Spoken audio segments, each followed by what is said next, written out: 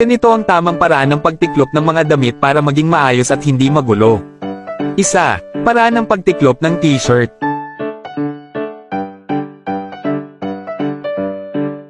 2. Paraan ng pagtiklop ng polo o damit na may kwelyo.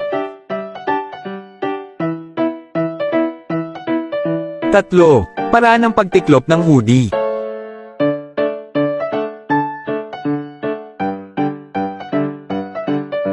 4. Paraan ng pagtiklop ng dress.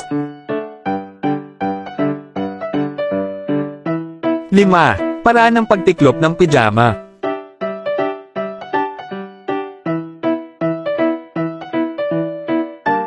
6. Paraan ng pagtiklop ng leggings.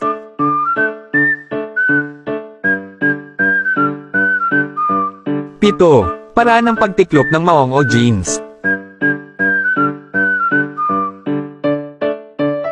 8. Paraan ng pagtiklop ng coat o jacket. Follow nyo ako para sa mas marami pang daily tips.